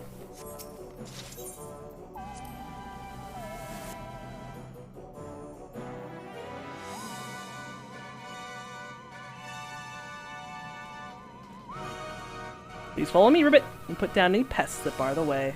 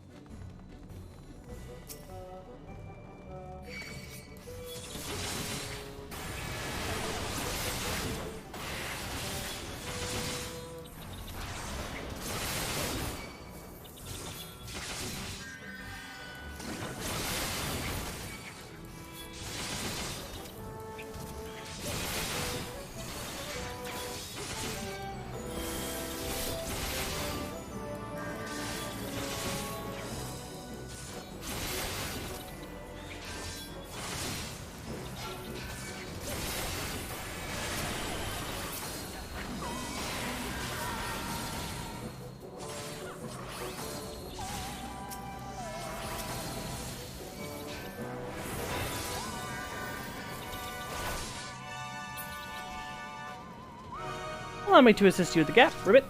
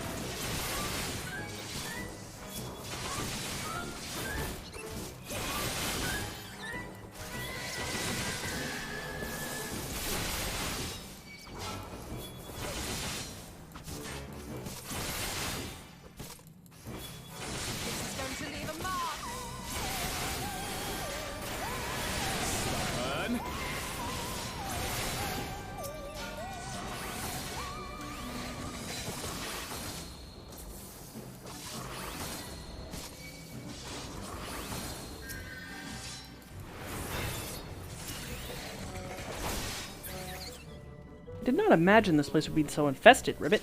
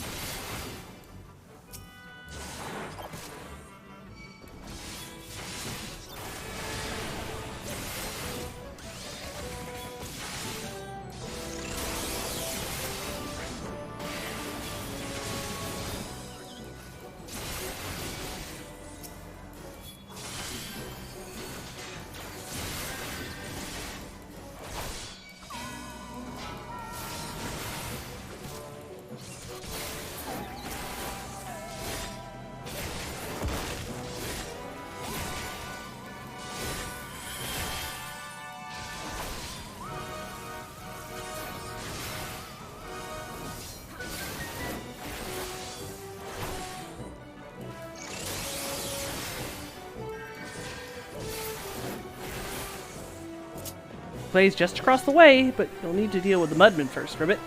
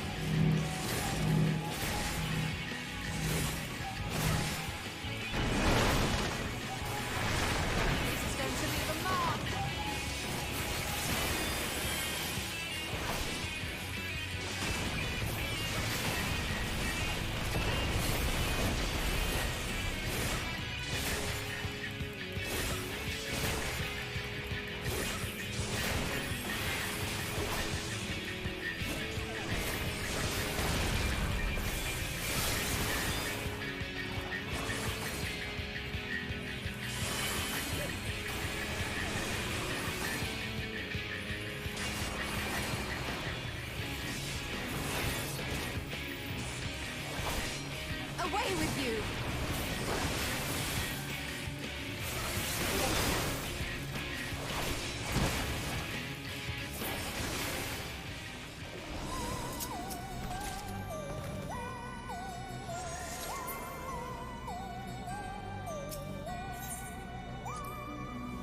Crazy Chocobo.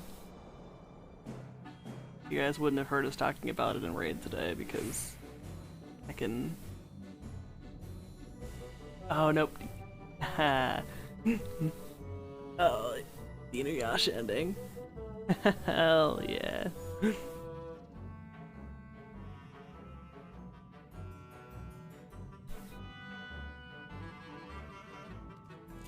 Next, we need to get the water flowing again. It'll be my pleasure to show you the Clear Note Cauldron, Ribbit. Please use the portal. What's the fucking vomit section? I think this is the vomit section. No, it's the third portion. That's Vomit Central. For your own safety, I ask that you keep close to me, Ribbit.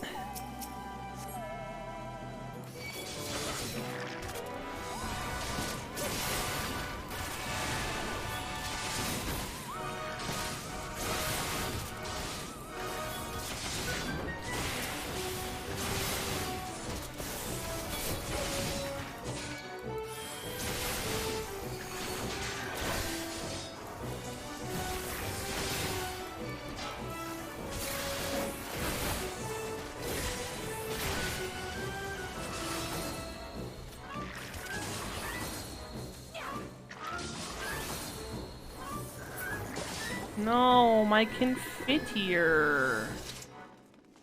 Give it back. Oh. Oh. Alize. I don't know who it was that stole it, but I blame all of you. It's Graha's fault. I didn't get hit with my big bang attack.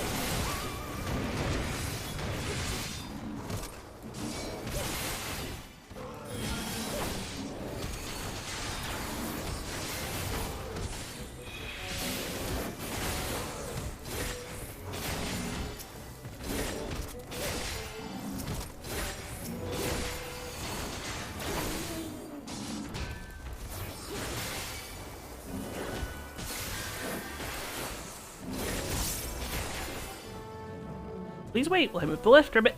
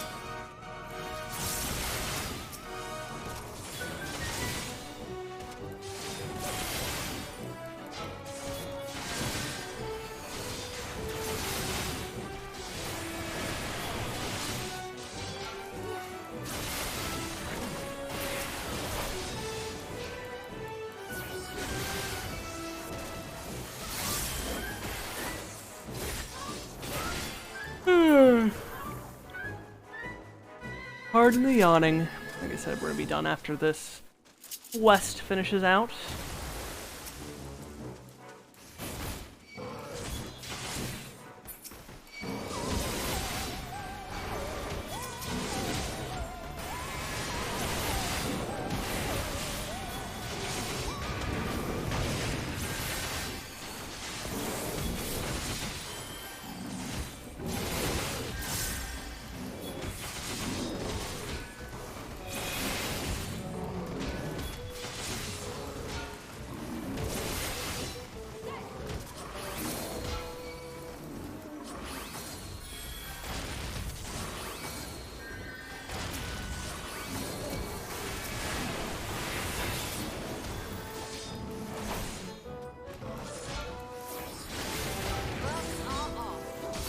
Will spring you on, or ought to put spring in your step? Ribbit.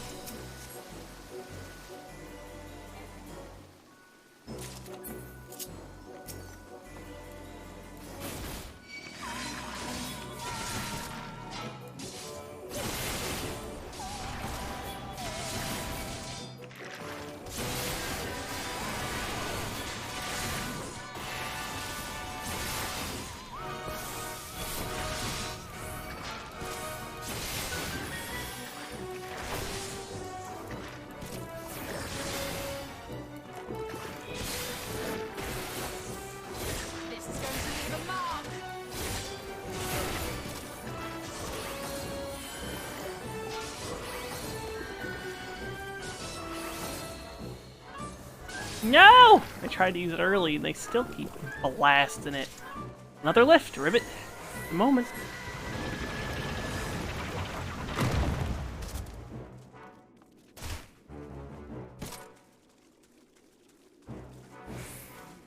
I would wake my eyes out a little bit too, because it's got a lot of rushing water.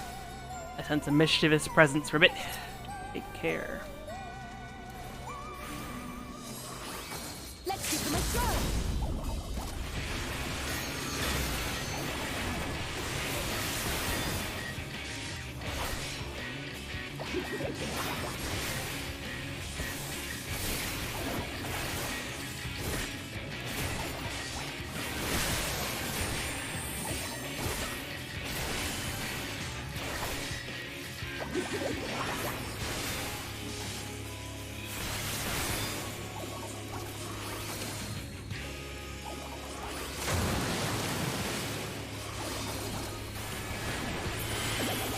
My confiteor. Ahaha! Such fun! More water. We need more water!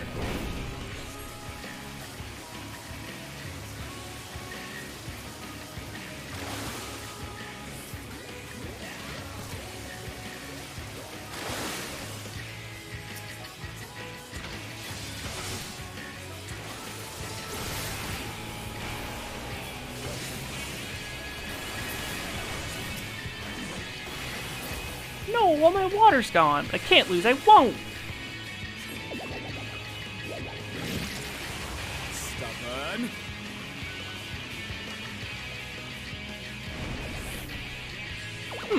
Why won't you get hit?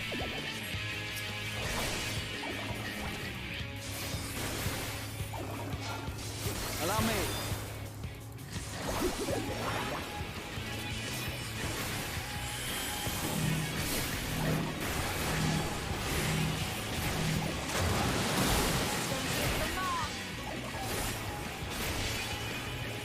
Just the beginning.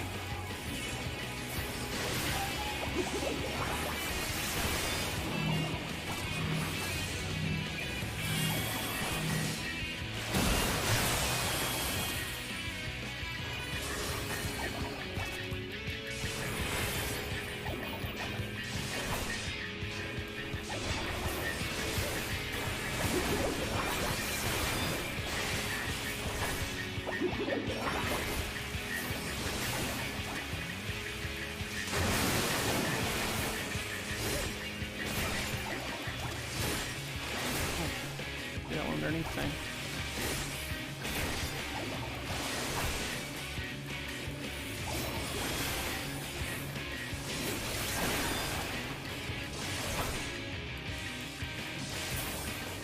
Alright, I give up. You win. Now we go on to the Vom section. The water's flowing again. Let us head back.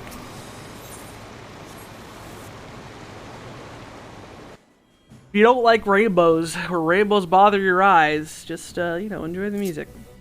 Last but not least, we need to fire up the kiln. Step right through, Ribbit, and I will guide you safely to Kiln Fire Cauldron. Welcome to hell. Bleh. Off we go, Ribbit. Please try not to fall behind.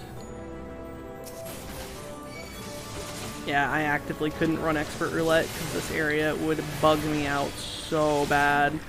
Even now, looking at it, it's not great. I'm going to keep my camera angled as down as I possibly can. I think because it's the end of the night and I only have one light on in the room, it's just like my brain's like, please stop.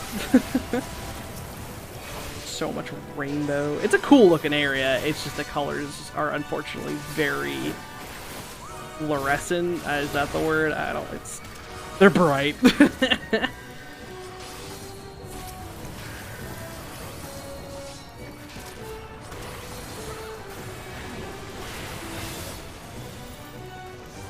This isn't as bad as it was, though. I literally couldn't even, like, I had to be like this. I could not, I had to do the whole dungeon this way.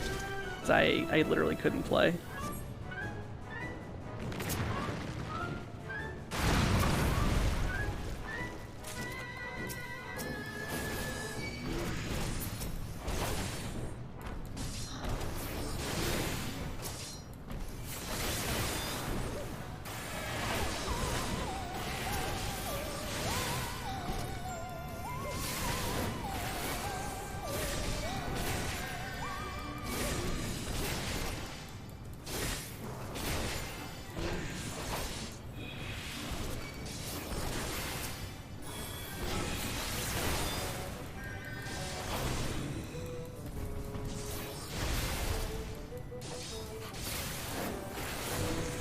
I know whatever my eye problem was is getting better, though, because I actually also would have problems in T from time to time. Just certain effects would go off, and there was like one night where I had to call raid partway through. I was like, I can't do this. It was just the flashing lightning effects. A little magma can't stop us, Ribbit.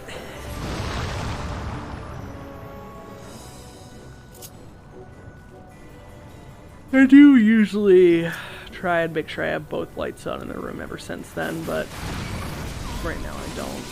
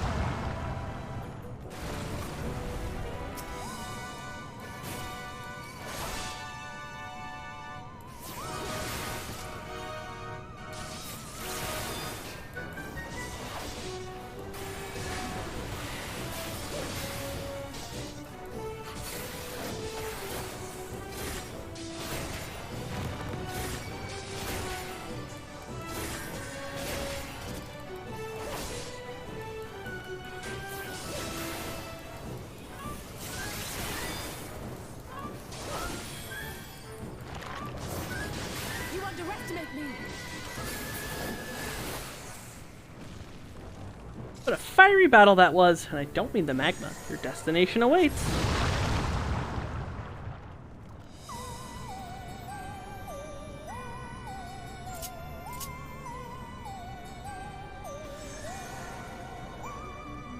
That takes care of the killing, Ribbit.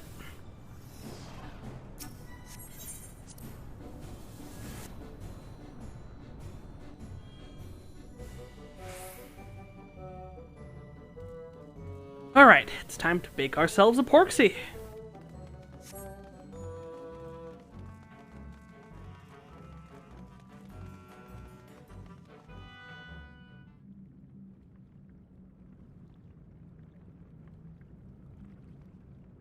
Right then.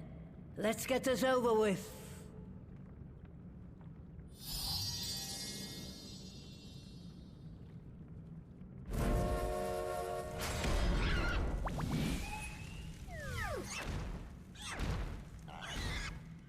Newborns are wont to be difficult. Sure, who's in charge?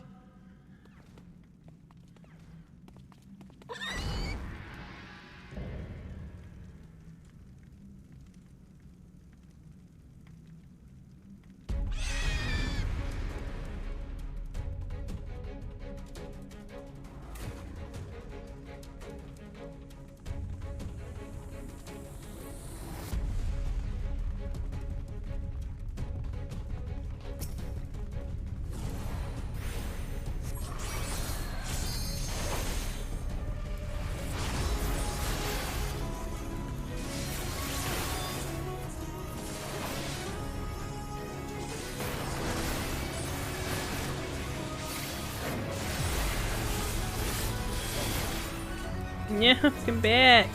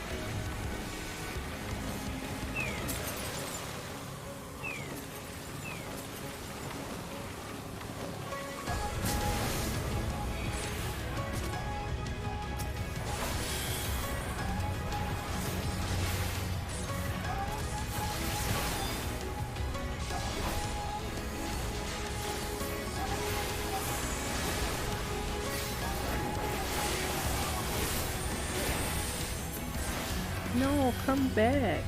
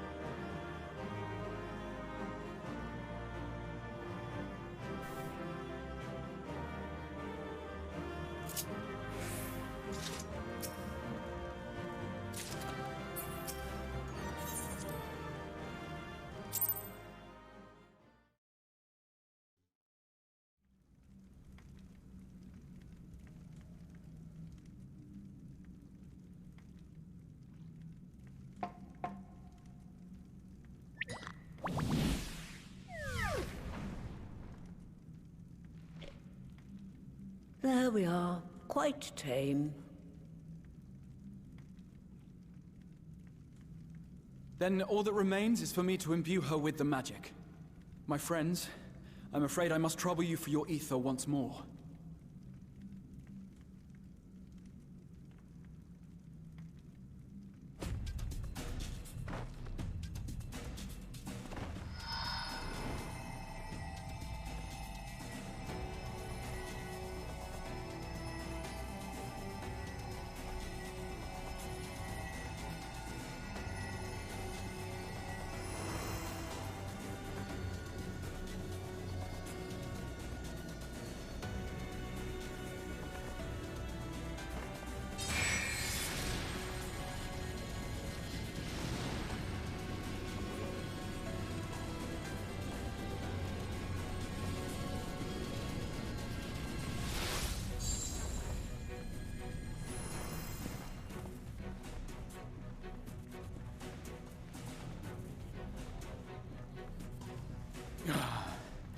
That should suffice.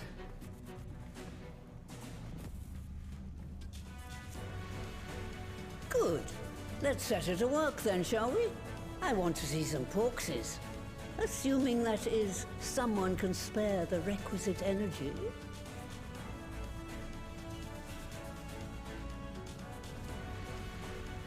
A mere drop in the ocean for the great sorceress Matoya, I dare say.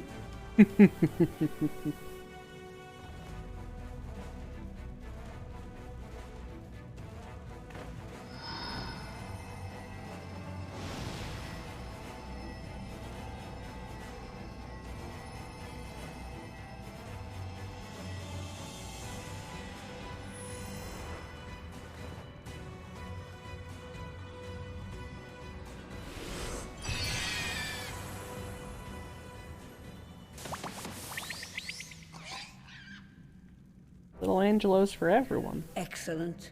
Our very own litter of Angelos. And we can make as many more as we want, simply by providing the Mother Porksy with additional ether. I will require a moment before I try again. It's still hard work, but a damn sight more efficient than making them one by one. Thank you, Master Matoya. Everyone, we're a step closer to our goal.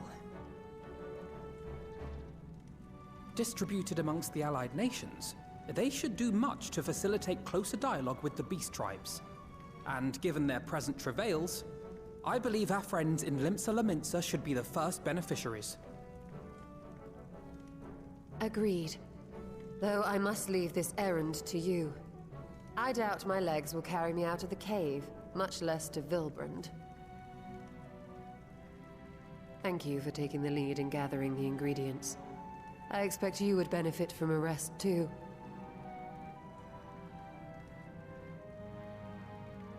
In addition to the Porkses, I trust you've gained an inkling of how much effort goes into the creation of familiars. Or mayhap you attribute your struggles to old age. If I said yes, would it persuade you to treat me like an adult?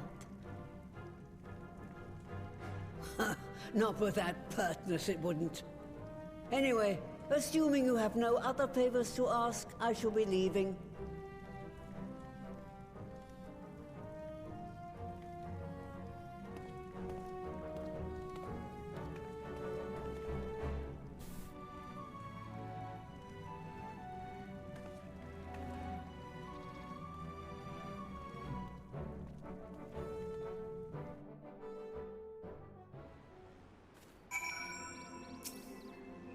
Lest you wonder, Master Matoya has returned to her cave with Y'shtola. They are peas in a pod, are they not?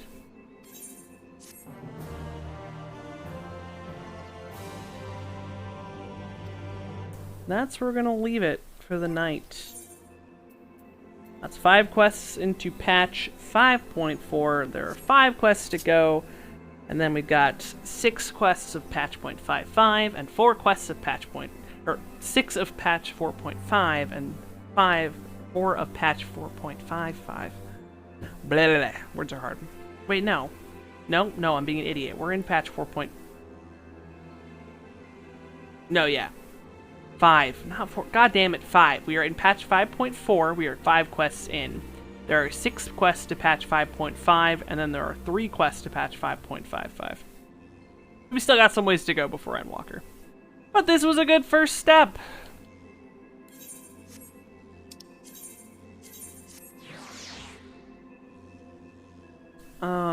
Today is Thursday, which means tomorrow is Friday. I have Dungeons and Dragons at 7 o'clock, which means if I stream, it'll be before that. But because I've been doing exercises after work, it's terrible. I hate it.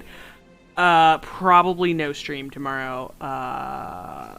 And we'll be live this weekend with more long stuff. Speedruns, New Game Plus, Mass Effect, who